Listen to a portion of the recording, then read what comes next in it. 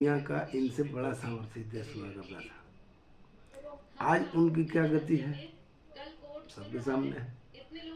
America में अपनी जो आंतरिक समस्याएं हैं उससे निपटने के लिए इन्होंने जानबूझ करके ये नया सगुफा किया है। और ठीक छोटा कोई बकरी का बलि आज तक हुआ है तो बकरी का हुआ है। हाँ। कोई शेर बाघ और घोड़ार का थोड़ी करता है।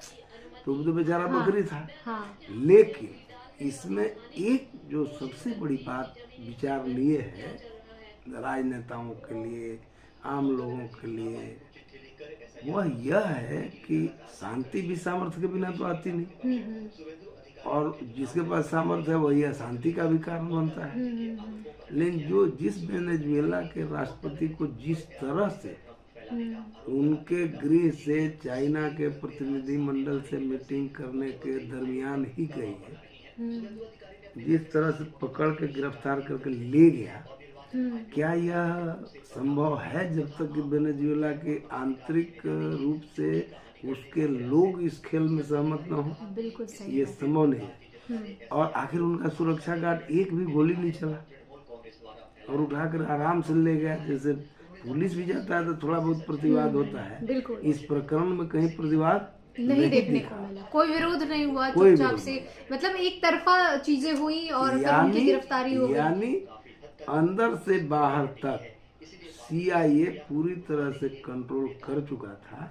और सत्ता में अगर सीआईए यहाँ तक कंट्रोल कर चुका था और उसके मुख्य शासक को अगर इसका आभास तक नहीं है, तो इससे समझा जा सकता है कि देश की आंतरिक सुरक्षा पर भरोसा और विश्वास जो सशस्त्र बल होता है उसका जब टूटता है तो कोई भी देश नहीं बचता है। और ये आने वाले किसी भी मजबूत देश के लिए भी और कमजोर देश के लिए भी, हाँ, विकसित और विकासशील दोनों देशों के लिए बहुत ही जरूरी संदेश है। वैसे ये तो सीधा सीधा तेल पर कब्जा की लड़ाई है, जी बिल्कुल सीधी बात है। लेकिन इसके अनेकों पहलू हैं समग्र रूप से देखने के लिए, और इस पर विस्तृत अब तो अनेकों किताबें लिखी जाएंगी। बिल्कुल, हम इस मुद्दे पर विस्तृत चर्चा करेंगे, लेकिन फिलहाल ये मुद्दा काफी अहम रहा। उम्मीद है आपने कुछ समझा होगा कि देश में आंतरिक सुरक्षा बहुत जरूरी है और वो भी उन लोगों के हाथों में होनी चाहिए जिन पर पूरा विश्वास हो, जो अपने देश के लिए मर मिटते हो, ना कि जो दगाबाजी करें। तो जो वेनेजुएला में देखने को मिला है वो अन्य देशों में भी देखने को मिल सकता है।